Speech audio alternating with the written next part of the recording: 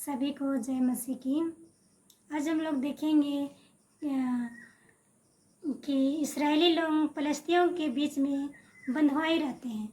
इसमें लिखा हुआ है, इस्राएली ने फिर यहोवा की दृष्टि में बुरा किया, इसीलिए यहोवा ने उनको फ़लस्तीनियों के वश में 40 वर्ष के लिए रखा। क्या किया? जब जब इस्राएली लोग पाप करते थे, कोई भी दोष करते थे, तो क्या होते थे? वो लोग फिर गुलाम में रह जाते थे, इस्राएली लोग फ़लस्तीनियों के बीच में। तब क्या होता है कि परमेश्वर का यह योजना रहता है कि जब सोरावासी नमक मनो नामक का एक पुरुष रहता है, उसका कोई संतान नहीं होता है और उसका पत्नी को स्वर्गदूत उसे दर्शन देता है और कहता है कि तू सुन, तू तो वंश है और तेरा कोई संतान नहीं है, इसीलिए क्या होगा, तो एक बालक को उत्पन्न करेगी और तू कोई भी मदिरा नहीं पीना, कोई भी दकमंदू नहीं पीना और कोई भी अशुद्ध वस्तु को नहीं खाना बोल के दूत कहते हैं। तब ये बात बता कर कहते हैं कि ये क्या होगा, परमेश्वर का नाज़िर कहलाएगा और जब उत्पन्न होगा तब ये बच्चा को सिर में छुरा नहीं चलाना, बाल का जो सिर का जो बाल है उसको नहीं हटवाना। जैसे हम लोग बच्चा 3 महीना या 6 महीना का हो जाता है तो क्या करते हैं, मुंडन करवाते हैं। उसी प्रकार से परमेश्वर का दूत कहते हैं कि इस बच्चा को मुंडन नहीं करवाने का, सिर में छुरा नहीं चलाने का है।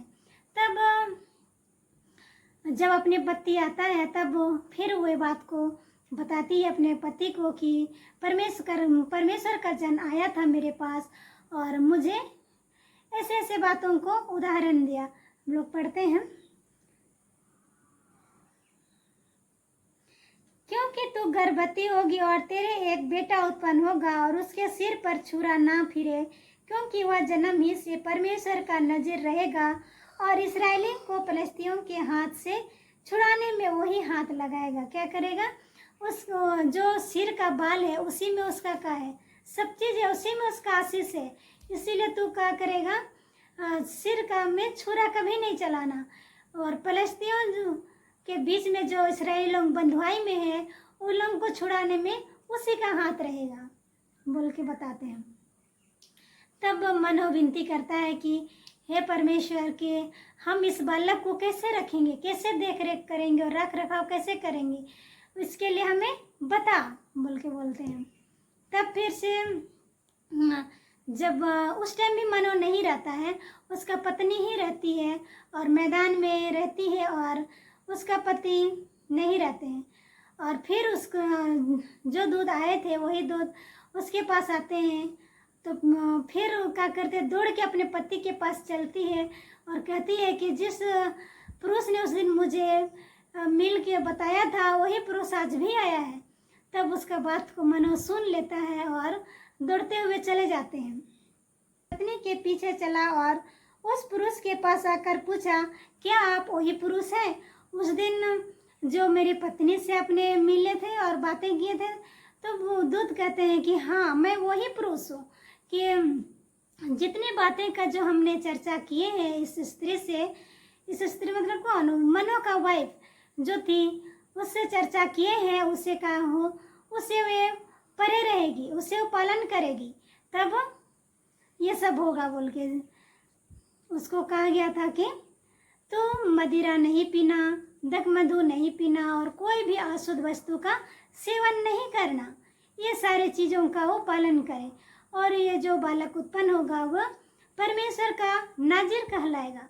और बोलते हैं तब मनो कहता है कि तो हम इसके लिए हम क्या क्या करें, आपके लिए हम बकरी का बच्चा एक मारेंगे और आपको खिलाएंगे बोल के बोलता है। तब दूत कहते हैं कि नहीं, मैं आपका कुछ नहीं खाऊंगा, यदि आपको देना ही है तो क्या कीजिए, होम बलि दीजिए यहोवा के लिए। तब फिर मनो उसको पूछते हैं कि जब ये आपका बात जब पूरी हो तो हम आपका आदर मान करेंगे, तो आपका नाम बताइए बोल के बोलते हैं। पर वे दूत बताते हैं कि मेरा नाम क्या है, अद्भुत है।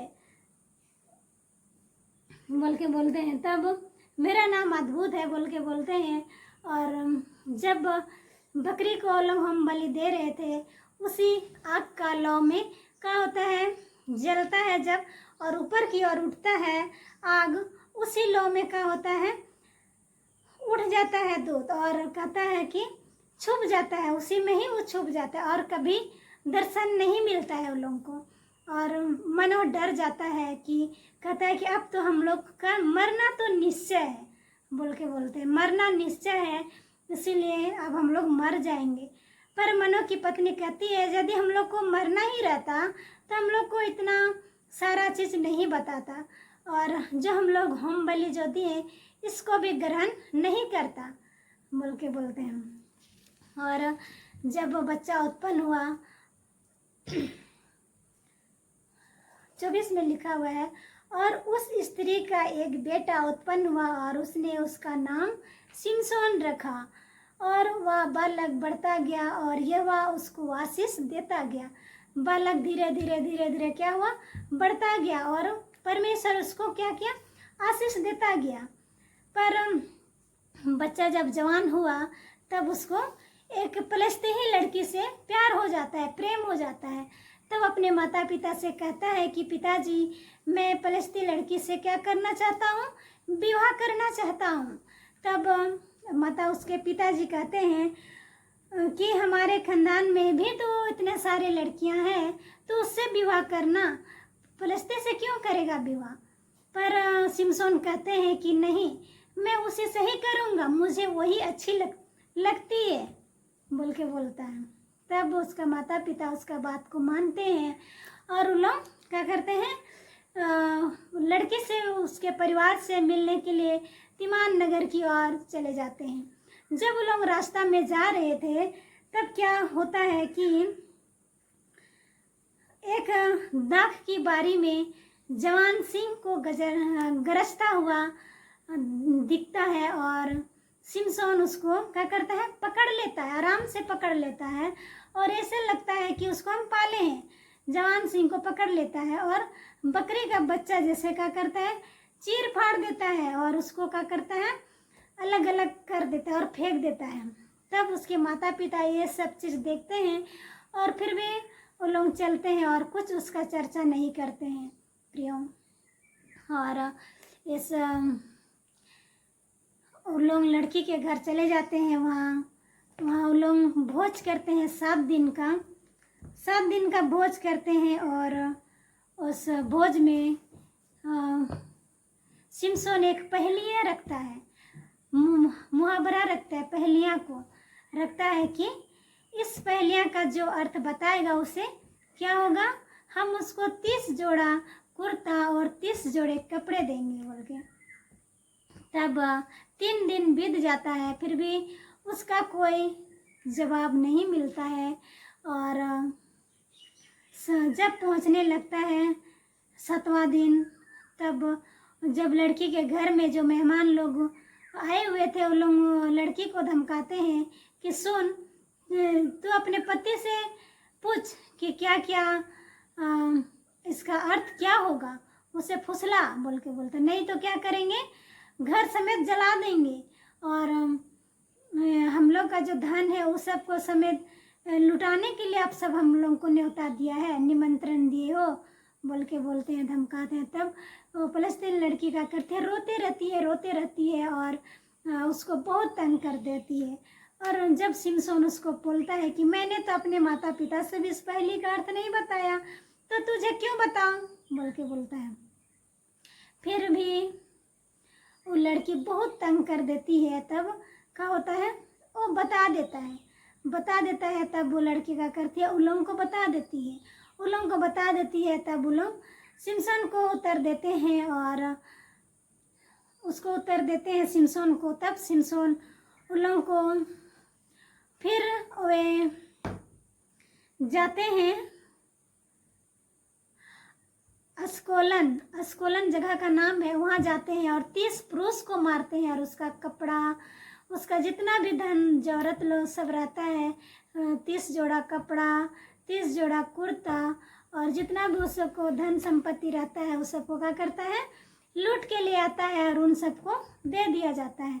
और वह फिर उस लड़के से अभी विवाह नहीं करता है और वो क्या करता है, वापस घर आता है। और इतना ही सिमसोन के सुंदर छोटे सी कहानी में प्रियो आप लोगों को कैसा लगा आप सब ज़रूर बताइएगा। और आगे हम लोग देखेंगे इसका और एक प्रेम कहानी दलीला, सिमसोन और दलीला, और उसके बाद में सिमसोन की मृत्यु में हम लोग आगे बढ़ेंगे।